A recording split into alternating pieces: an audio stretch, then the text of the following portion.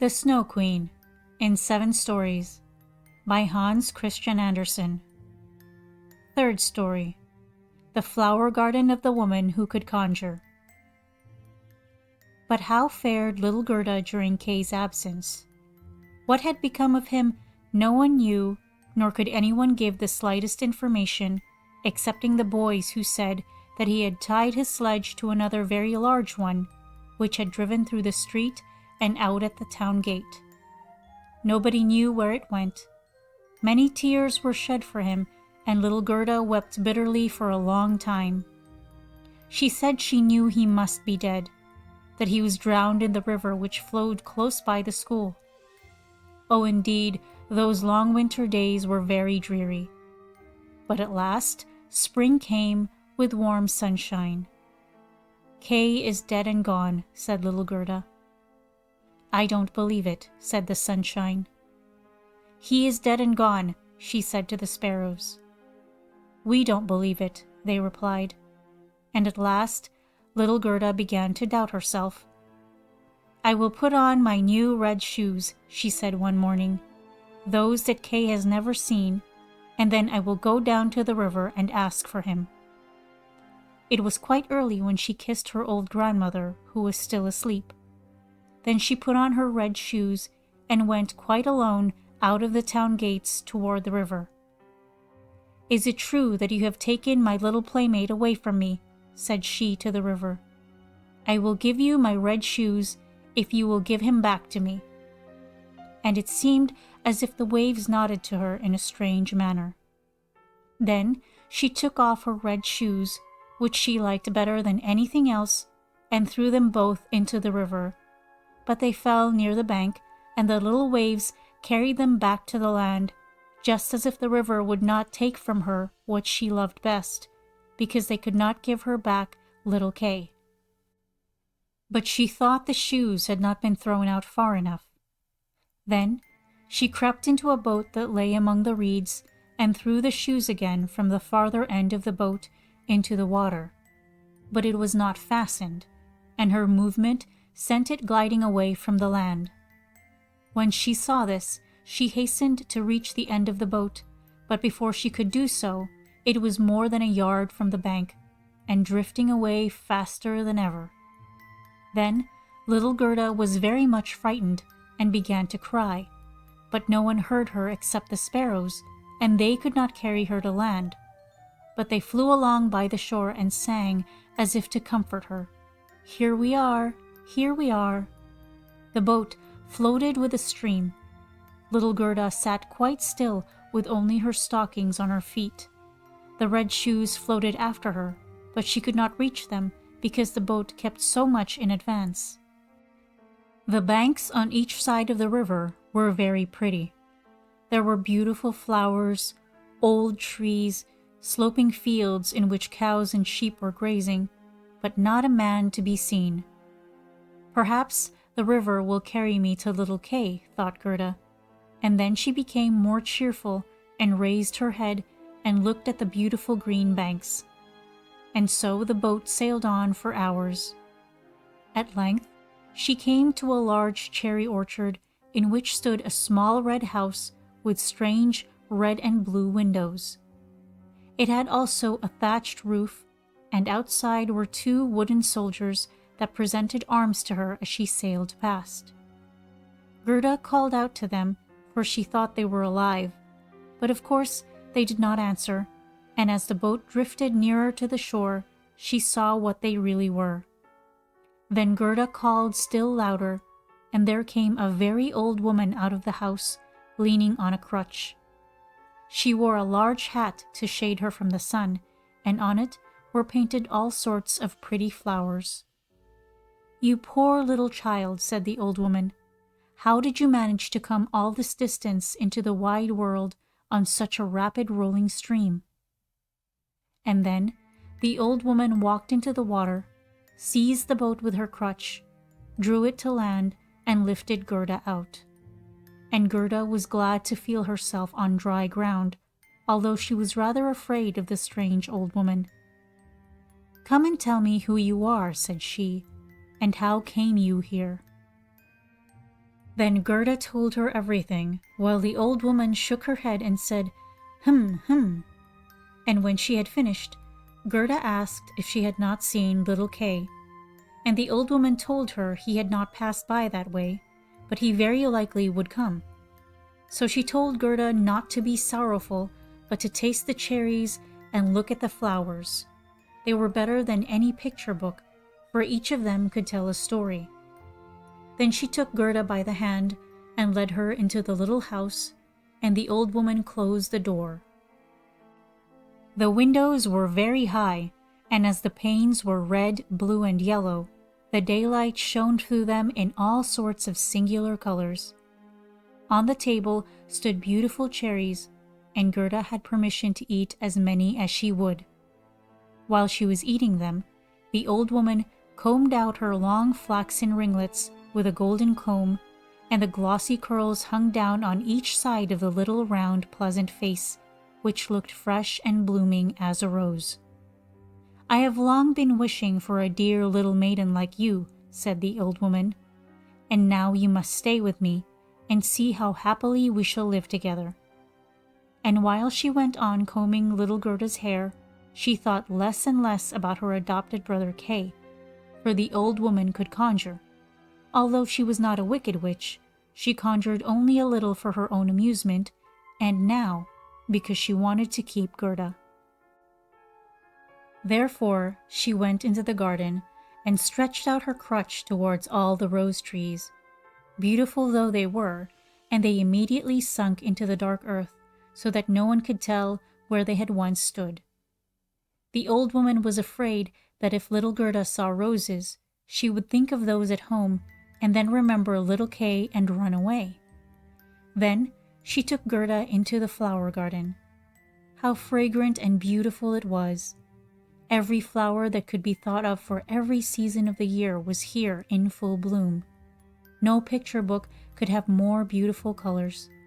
Gerda jumped for joy and played till the sun went down behind the tall cherry trees. Then she slept in an elegant bed with red silk pillows, embroidered with colored violets, and then she dreamed as pleasantly as a queen on her wedding day. The next day, and for many days after, Gerda played with the flowers in the warm sunshine. She knew every flower, and yet, although there were so many of them, it seemed as if one were missing, but which it was she could not tell. One day, however, as she sat looking at the old woman's hat with the painted flowers on it, she saw that the prettiest of them all was a rose. The old woman had forgotten to take it from her hat when she made all the roses sink into the earth. But it is difficult to keep the thoughts together in everything. One little mistake upsets all our arrangements. "What? Are there no roses here?" cried Gerda, and she ran out into the garden and examined all the beds and searched and searched. There was not one to be found. Then she sat down and wept, and her tears fell just on the place where one of the rose trees had sunk down. The warm tears moistened the earth, and the rose tree sprouted up at once, as blooming as when it had sunk, and Gerda embraced it and kissed the roses and thought of the beautiful roses at home, and with them of little Kay. "Oh, how I have been detained," said the little maiden. "I wanted to seek for little Kay. Do you know where he is?" she asked the roses. "Do you think he is dead?" And the roses answered, "No, he is not dead. We have been in the ground where all the dead lie, but Kay is not there." "Thank you," said little Gerda, and then she went to the other flowers and looked into their little cups and asked, "Do you know where little Kay is?" But each flower, as it stood in the sunshine, dreamed only of its own little fairy tale of history. Not one knew anything of Kay. Gerda heard many stories from the flowers as she asked them one after another about him. "And what?" said the tiger lily. "Hark! Do you hear the drum? Turn, turn. There are only two notes. Always turn, turn. Listen to the women's song of mourning. Hear the cry of the priest.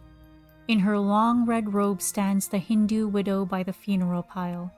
The flames rise around her as she places herself on the dead body of her husband.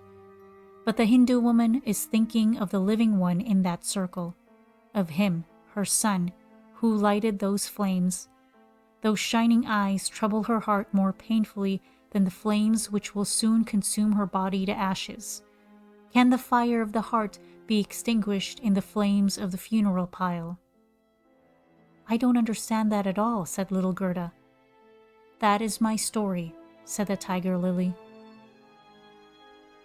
What says the convolvulus? Near yonder narrow road stands an old knight's castle. Thick ivy creeps over the old ruined walls, leaf over leaf, even to the balcony in which stands a beautiful maiden. She bends over the balustrades and looks up the road. No rose on its stem is fresher than she. No apple blossom wafted by the wind floats more lightly than she moves. Her rich silk rustles as she bends over and exclaims, "Will he not come?" "Is it Kay you mean?" asked Gerda. "I'm only speaking of a story of my dream," replied the flower. "What?" said the little snowdrop. "Between two trees a rope is hanging. There is a piece of board upon it. It is a swing. Two pretty little girls in dresses white as snow and with long green ribbons fluttering from their hats are sitting upon it swinging. Their brother, who is taller than they are, stands in the swing. He has one arm round the rope to steady himself. In one hand he holds a little bowl and in the other a clay pipe. He is blowing bubbles. As the swing goes on, the bubbles fly upward, reflecting the most beautiful varying colors. The last still hangs from the bowl of the pipe and sways in the wind.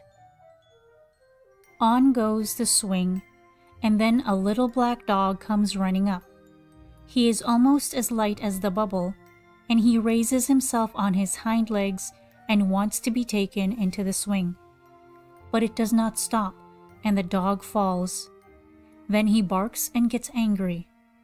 The children stoop towards him, and the bubble bursts. A swinging plank, a light sparkling foam picture. That is my story. It may be all very pretty what you are telling me, said little Gerda, but you speak so mournfully, and you do not mention little Kay at all. What do the hyacinths say? There were 3 beautiful sisters, fair and delicate. The dress of one was red, of the second blue, and of the third pure white. Hand in hand they danced in the bright moonlight by the calm lake. But they were human beings, not fairy elves. The sweet fragrance attracted them, and they disappeared in the wood. Here the fragrance became stronger. 3 coffins, in which lay the 3 beautiful maidens, glided from the thickest part of the forest across the lake. The fireflies flew lightly over them like little floating torches. Do the dancing maidens sleep, or are they dead? The scent of the flower says that they are corpses. The evening bell tolls their knell. You make me quite sorrowful, said little Gerda. Your perfume is so strong you make me think of the dead maidens. Is little Kay really dead then? The roses have been in the earth, and they say no. Cling clang tolled the hyacinth bells. We are not tolling for little Kay. We do not know him. We sing our song, the only one we know. Then Gerda went to the buttercups that were glittering among the bright green leaves. You are little bright suns, said Gerda. Tell me if you know where I can find my playfellow. And the buttercups sparkled gaily and looked again at Gerda. What song could the buttercups sing? It was not about Kay. The bright warm sun shone on a little court on the first warm day of spring. His bright beams rested on the white walls of the neighboring house, and close by bloomed the first yellow flower of the season, glittering like gold in the sun's warm ray. An old woman sat in her armchair at the house door, and her granddaughter, a poor and pretty servant maid, came to see her for a short visit. When she kissed her grandmother, there was gold everywhere. The gold of the heart in that holy kiss. It was a golden morning. There was gold in the beaming sunlight, gold in the leaves of the lowly flower, and on the lips of the maiden. There, that is my story, said the buttercup. My poor old grandmother, sighed Gerda. She is longing to see me, and grieving for me as she did for little Kay. But I shall soon go home now, and take little Kay with me. It is no use asking the flowers. They know only their own songs, and can give me no information. And then she tucked up her little dress that she might run faster. But the narcissus caught her by the leg as she was jumping over it, so she stopped and looked at the tall yellow flower and said, "Perhaps you may know something." Then she stooped down quite close to the flower and listened. And what did he say? "I can see myself. I can see myself," said the narcissus. "Oh, how sweet is my perfume. Up in a little room with a bow window stands a little dancing girl, half undressed. She stands sometimes on one leg and sometimes on both, and looks as if she would tread the whole world under her feet. She is nothing but a delusion. She is pouring water out of a teapot on a piece of stuff which she holds in her hand. It is her bodice. Cleanliness is a good thing, she says. Her white dress hangs on a peg. It has also been washed in the teapot and dried on the roof. She puts it on and ties a saffron-colored handkerchief round her neck, which makes the dress look whiter. See how she stretches out her legs as if she were showing off on a stem. I can see myself. I can see myself." "What do I care for all that?" said Gerda. "You need not tell me such stuff." And then she ran to the other end of the garden. The door was fastened, but she pressed against a rusty latch, and it gave way. The door sprang open, and little Gerda ran out with bare feet into the wide world. She looked back 3 times, but no one seemed to be following her. At last, she could run no longer, so she sat down to rest on a great stone, and when she looked round, she saw that the summer was over, and autumn was very far advanced. She had known nothing of this in the beautiful garden, where the sun shone and the flowers grew all the year round. "Oh, how I have wasted my time," said little Gerda. "It is autumn. I must not rest any longer." And she rose up to go on. But her little feet were wounded and sore, and everything around her looked so cold and bleak. The long willow leaves were quite yellow. The dewdrops fell like water, leaf after leaf dropped from the trees. The sloe thorn alone still bore fruit, but the sloes were sour and set the teeth on edge. Oh, how dark and weary the whole world appeared.